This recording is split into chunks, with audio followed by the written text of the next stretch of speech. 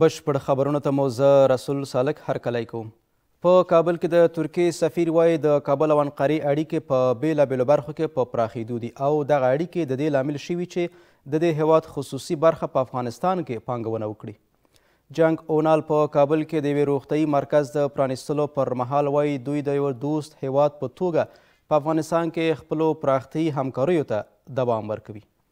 نوموړي دغه راز ویلي چې دوی شاهد دي چې د سرپرست حکومت چارواکي د افغانستان خلکو د وضعیت ښه والي لپاره هڅه کوي. په کابل کې د ترکیې په مالي ملاتړ سره د یوه روغتیايي مرکز پرانیستل. د ترکیې سفیر د دې مرکز د پرانیستې پر مهال وایي د کابل او انقرې اړیکې په بېلابېلو برخو کې مخ پر ودې دي او دغه اړیکې د دې لامل شوي څو د دې هیواد خصوصي برخه په افغانستان کې پانګونه وکړي. Biz hazırlık sürecine doğrudan katılmıştık. د دې مرکز پرانیسته زموږ ویاړ ده. د افغانستان او ترکیې اړیکې په بېلابېلو برخو کې په پراخېدو ده. د دولتونو ترمنځ د اړیکو د پراخېدو ترڅنګ خصوصي برخه هم چې پانګونه کوي د ستایلو دي. موږ د افغانانو د وضعیت ښه کېدو لپاره د افغانستان د واکمنو چارواکو د هڅو شاهد یو. ترکیه د افغانستان د یو دوست او ورور هیواد په توګه په دغه هیواد کې خپلو پراختیايي همکاریو ته دوام ورکوي. د عامه روغتیا وزارت چارواکي د دې مرکز پرانیستل نه یوازې د ناروغیو د تشخیص برخه کې بلکې د خصوصي پانګونې او نړیوالو همکاریو برخه کې مثبت ګام بولي. د دې وزارت د معین په خبره دوی د روغتیايي خدماتو پر پراختیا، روغتیايي خدماتو ته د ټولو لاسرسی او په هیواد کې د روغتیايي کیفیت پر لوړولو ژمن دي. د عامه روغتیا وزارت د روغتیايي خدماتو پراختیا، ورته په اسانه لاسرسی، کیفیت لوړونه او عدالت په برخه کې واضح علمي او ملي پالیسۍ لري. زموږ تمرکز یوازې په مرکزونو نه بلکې په سیسټمونو دی. موږ غواړو داسې یو روغتیايي نظام رامنځته کړو چې د هر افغان ژوند خوندي کړي. د دې روغتیايي مرکز مسؤلین هم وایي دغه مرکز د 2 کلونو هڅو وروسته اوس مهال د افغانستان خلکو ته د مرستو رسولو ته چمتو دی. در این کلینیک ما تقریبا 50 نفر کار میکنه. 24 ساعت به فعالیت آغاز میکنه. قسمی که پیشتر گفتم به خاطر تشخیص سرطان، زردی سیاه، این چیزا و تستایی که در افغانستان حتی نبودن ما از ترکیه این آوردیم. همچنان این سیستم ما سیستم اتومات است، یعنی منوال نیست. تمام سیستم لابراتوارهایی که هست اینجا از امریکا، از اروپا خریداری شده و در اینجا آوردیم. له دې سره د عامه روغتیا وزارت مسؤلین له ورته نوښتونو څخه د ملاتړ لپاره پر خپلو ژمنتیا ټینګار کړی او هیله څرګندوي چې دغه مرکز د ښو روغتیايي خدمتونو وړاندې کولو کې د افغانستان خلکو ته مرسته وکړي او په راتلونکي کې د لا ډېرو همکاریو زمینه برابره کړي. اسلامي امارت د اوسپنې پټلیو له لارې د نړۍ له 7 هیوادونو سره د افغانستان له نښلېدو خبر ورکوي. د رئیس الوزرا اقتصادي مرستیالي وایي د اوسپنې پټلۍ شبکو په پراخېدو او رغولو سره د ترانسپورټي لګښتونو د کمیدو، د سوداګریزو توکو د امنیت او د سوداګریزو بندرونو د اتصال برخه کې د پام وړ بدلون راغلی دی. په همدې حال کې یو شمېر اقتصادي شنونکي وایي افغانستان د 3400 کیلومترو اوسپنې پټلۍ په جوړېدو سره کولی شي د آسیا ټوله وچه سره هم ونښلوي او په هیواد کې د اقتصادي ودې لامل شي. د اوسپنې پټلۍ له لارې د نړۍ له 7 هیوادونو سره د افغانستان نښلون او د هیواد اقتصادي ودې ته هیلې. د رئیس الوزرا اقتصادي مرستیالۍ اعلان وکړ چې افغانستان دا مهال د اوسپنې پټلۍ له لارې د ازبکستان، ترکمنستان، ایران، چین، ترکیې، روسیې او قزاقستان له هیوادونو سره په مستقیم او غیر مستقیم توګه وصل شوی دی. هغه مسیر چې په ورځني او میاشتني ډول 300,000 متریک ټونه سوداګریز توکي انتقالوي. افغانستان در حال حاضر نزدیک به 400 کیلومتر خطوط آهن دارد که شامل خطوط اصلی و فرعی می باشد که از این طریق به گونه مستقیم در 4 بندر یا 4 مسیر حیرتا، ناقینه، ترغندی و مسیر خطاهن خوافرات با کشورهای ازبکستان، ترکمنستان و ایران وصل است و انتقالات اموال تجارتی از این مسیرها صورت می گیرد. د اقتصادي مرستیالۍ په وینا اسلامي امارت د سوداګرۍ کچې د زیاتېدو او د سوداګریزو توکو د انتقال بهیر ګړندي کېدو په موخه د اوسپنې پټلۍ شبکو جوړېدو ته ځانګړې پاملرنه کړې ده. تطبیق پروژه های خطاهن بخش از چشمانداز اقتصادی افغانستان در بخش زیربناهای ترانسپورتی می باشد و از برنامه‌های مهم وزارت فوایدنامه امارت اسلامی افغانستان است که با تکمیل شدن آنها نه تنها سهولت‌های مهم را در قسمت حمل و نقل اموال تجارتی در افغانستان فراهم می‌شود، بلکه افغانستان را به یک چهارراه ترانزیت منطقه‌ای مبدل می‌سازد. په همدې حال کې ځینې اقتصادي کارپوهان وایي په هغه صورت کې چې افغانستان وکړی چې د اسیا پراختیایي بانک په همکارۍ سره دننه هیواد کې د اوسپنې 3400 کیلومتره پټلۍ رامنځته کړي، د اسیا ټوله وچه به سره هم ونښلوي. موقعی که بانک انکشاف آسیایی میگه که ما باید 24000 کیلومتر خط آهن داشته باشیم که از این 24000 کیلومتر باید 3400 کیلومتر در درون افغانستان موجود باشه تا بتونه که این قاره ها رو وصل کنه، 4 گوشه قاره آسیا رو با وصل کنه و یک موقعیت استراتژیکی خود از زنده نما کنه و حرکت بده. برای ما بسیار مهم است. از مجرای خطوط آهن و ریل هرگاه ما داده ستود داشته باشیم، نسبت به حمل نقل جاده‌ای میتونه اثر بخشی خود داشته باشه، چون با سرعت لازم، با دقت لازم و در عین حال با زمان کمتر ما میتونیم از خود تامین کننده تا مستهلک جنس ما روان کرده باشیم، ارسال کرده باشیم و این به سود مالک هم میتونه تمام شود و به سود مستهلک هم. تر دې وړاندې د بهرنیو چارو وزارت د افغانستان، ازبکستان او پاکستان ترمنځ د ترانس افغان اوسپنې پټلۍ پروژې د امکان سنجۍ هوکړه له لاسلیک خبر ورکړی. هغه سیمه ییزه پروژه چې مرکزي اسیا بله سویلي اسیا سره ونښلوي. د صنعت او سوداګرۍ وزارت د افغانستان او قرغیزستان ترمنځ د همکاریو د هوکړه لیک له لاسلیکه خبر ورکوي. د یاد وزارت مسؤلین دغه راز وایي نورالدین عزیزي او د قرغیزستان د اقتصاد او سوداګرۍ وزیر په افغانستان کې د سوداګرۍ اړیکو د پراختیا، د ګډو پانګونو او یو شمېر نورو مهمو برخو په تړاو خبرې کړي دي. ښاغلي عزیزي قرغیزستان ته د سفر په ترڅ او ځینو افغان پانګوالو سره په کتنه کې په افغانستان کې د دوی د پانګونې غوښتنه هم کړې ده. د افغانستان او قرغیزستان ترمنځ د همکارۍ هوکړه لیک لاسلیک او د دواړو هیوادونو ترمنځ د سوداګریزو اړیکو پراختیا لپاره هڅې. د صنعت او سوداګرۍ وزارت اعلان وکړ چې نورالدین عزیزي د قرغیزستان د اقتصاد او سوداګرۍ وزیر سره په لیدنه کې د سوداګریزو اړیکو په افغانستان کې د ګډو پانګونو او ځینو نورو مهم موضوعاتو پر سر خبرې کړې دي. د قرغیزستان د سوداګرۍ وزیر هم په دې کتنه کې په بیلابیلو برخو کې افغان سوداګرو سره له همکارۍ ډاډ ورکړی دی. با آوردن سهولت در اجرای ویزه تجاری، توسعه روابط بانکی و ترانسپورتی با تاجران افغان تعهد نمود. در این نشست دو جانب یادداشت تفاهمنامه همکاری‌های اقتصادی و تجاری و نقشه راه همکاری‌ها میان وزارت صنعت و تجارت امارت اسلامی افغانستان با وزارت اقتصاد و تجارت جمهوری قرغیزستان را امضا نمودند. ښاغلي عزیزي په دې سفر کې په قرغیزستان کې یو شمېر میشتو افغان سوداګرو سره هم لیدنه کړې ده او دوی څخه یې غوښتي دي په افغانستان کې پانګونه وکړي. آقای الحاج عزیزی با تاکید به همکاری همه‌جانبه ادارات اماراتی و استقبال از دولت کنندگان و سرمایه‌گذاران افغان در کشورهای مختلف از سوی مسئولین افغانستان از آنها خواست که به کشورشان عودت نموده در کنار امارت اسلامی زمینه کار را برای هموطنان بیشتر از پیش فراهم نمایند. په همدې حال کې یو شمېر کارپوهان د افغانستان او د مرکزي اسیا هیوادونو ترمنځ د سوداګریزو اړیکو پراختیا د هیواد د اقتصادي وضعیت ښه کېدو کې مهم بولي.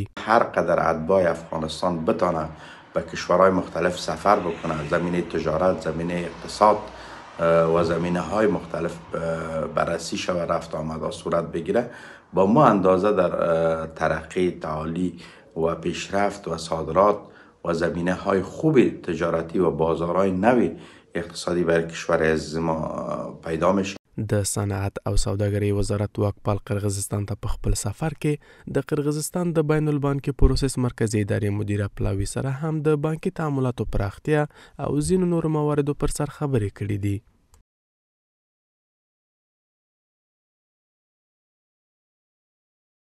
په پاکستان کې د ترکمنستان سفیر د دې هیواد د مالیې او عوایدو له وزیر سره وکتل. په اسلام آباد کې د ترکمنستان سفارت اعلان وکړ چې په دې کتنه کې دواړو لورو د ترکمنستان، افغانستان، پاکستان، هند د غازو نللیکې پروژې د چټکتیا په اړه خبرې کړي دي. د ټاپي پروژه په کال کې د ترکمنستان 33 میلیارډ متر مکعب غازو د افغانستان له لارې پاکستان او هند ته لیږدوي او افغانستان به له دې درکه د بسندیو غازو سره سره څه باندې 400 میلیون ډالرو د ترانزیت حق ترلاسه کړي.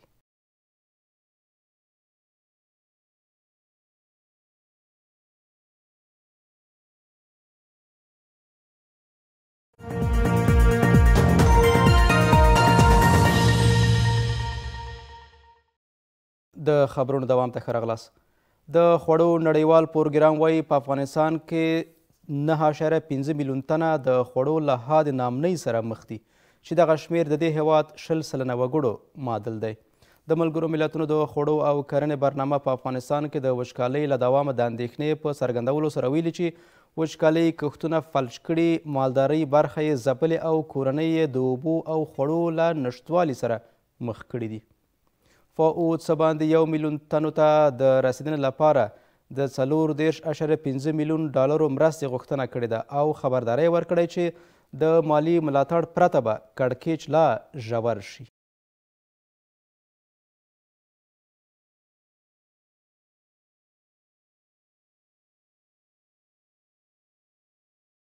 په شمال کې د خوړو نړیوال سازمان دفتر د خپلو مالی سرچینو د محدود کېدو له کبله اندېښنه څرګندوي.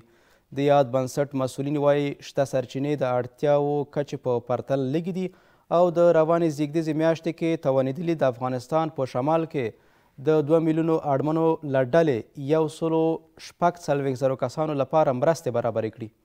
په همدې حال کې روسیې کډوالو او پیښ ځپلو اړتیاوو ته د رسیدنې لپاره د اوړو یوه جوپه دغه سازمان ته وسپارله. د خوړو نړیوال سازمان د افغانستان په شمال کې اړمنو ته مرستې رسونې لپاره د خپلو سرچینو محدودولو خبر ورکوي.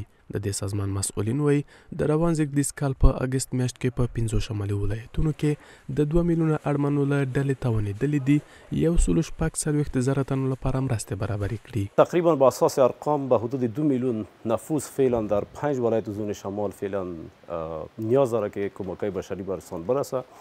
لیکن متاسفانه با اساس منابعی که ما در دست داریم تقریبا در نمی ماه اگست ما تقریبا به حدود 146,000 اشخاصی که نیاز به کمک ها داره برشان رسیدگی میشه. د دې بنسټ مسؤلین زیاتوي چې له ګاونډیو هیوادونو څخه د کډوالو راستنېدو ته په کتو د خلکو اړتیاوې پراخې دي او اړینه ده ملاتړ هیوادونو د افغانستان خلکو ته ډېرې مرستې برابرې کړي. متاسفانه وقتی که ما نیاز میبینیم، ضرورت میبینیم و در مقابل منابعی که ما میبینیم بسیار ناچیز است. دیگه از این خاطر دفتر WP هم کوشش میکنه که همراه شریکای کاری خود مشترکاً کار کنه که حداقل ما برسیم برای مردمی که در این وضعیت هستن برشان رسیدگی شود. په همدې حال کې روسیې تازه د خوړو نړیوال سازمان له لارې د افغانستان خلکو ته 140 متریک ټنه اوړه مرسته کړې ده. په مزار شریف کې د روسیې کنسولګرۍ مسؤلینو د مرستو له دوامه خبر ورکړی او هیله څرګندوي چې دغه مرستې د طبیعي پیښو زیانمنو او د تازه راستنه شویو کډوالو اړتیاو ته رسیدنې لپاره اغېزناکه وي. ما کمک دیگر حتما به مردم افغانستان اینجا روان میکنیم و تحمیل میکنیم به مردم. امیدوارم که این کمک خیلی فایده داشته باشد برای مردم مهاجرین که آمد، به مردم که مشکلات گرسنگی داره. له دې سره روسیې څو میاشتې وړاندې هم هیوادونو ته د مرستې په موخه 1,300 ټنه اوړه دغه سازمان ته سپارلي وو. د خوړو نړیوال سازمان لخوا د وړاندې شویو شمېر پر بنسټ د افغانستان شاوخوا 9.5 میلیون وګړي د خوړو حد نامنۍ سره مخامخ دي چې بیړنیو مرستو ته اړتیا لري.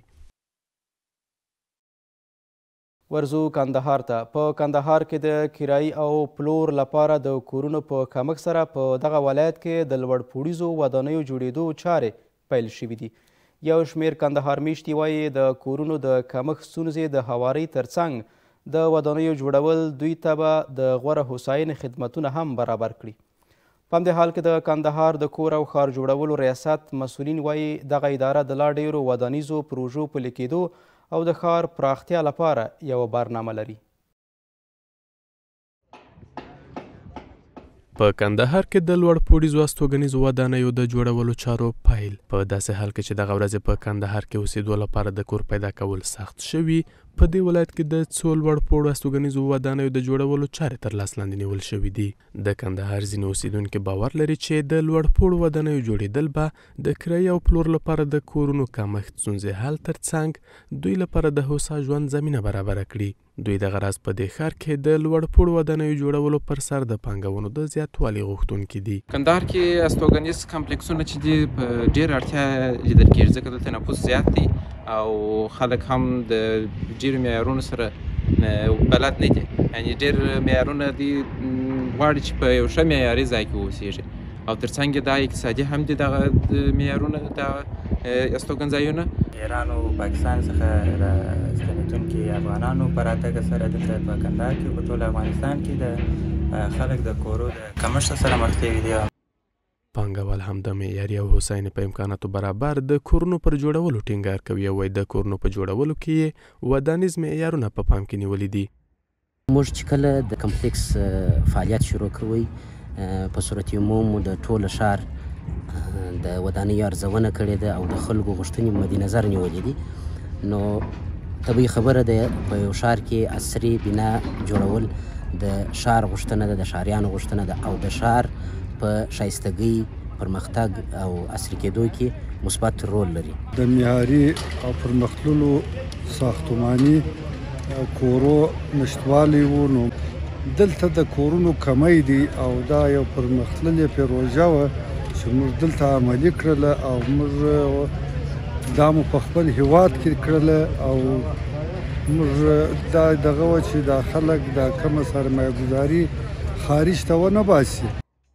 په همدې حال کې د کندهار د کور او ښار جوړونې ریاست مسؤلین وایي د کندهار ښار د وروستیو کې د رغنیزو چارو د زیاتېدو شاهد دی. دوی د دامان ولسوالۍ پورې د ښار پراختیا او د بېلابېلو ودانیزو پروژو پلي کولو لپاره د دې ادارې له برنامې خبر ورکړی. وایي د دې برنامې عملي کېدو سره به د دې ولایت اوسیدونکو لپاره هم د کور نشتون ستونزه هواره شي. آینده کې پلان لرو چې د ښار څخه د باندې موږ نوې طرحه دا لرو چې د دامان طرف ته موږ د هغوی سړکونه د هغوی لارې په سم پلاني او اساسي شکل باندې د هغوی سروې او د هغوی ډیزاینونه برابر کو او بیا وزارت ته د منظوري په مخه باندې واستو چې د هغوی منظوري هم راسي. نو به خلک غیر پلاني انکشاف نه کوي. خواندونه بیا دا دي چې په کندهار کې د لوړ پوړو استوګنیزو ودانیو پر سر پانګونې سره هیوادوالو لپاره به د کار زمینه هم برابره شي.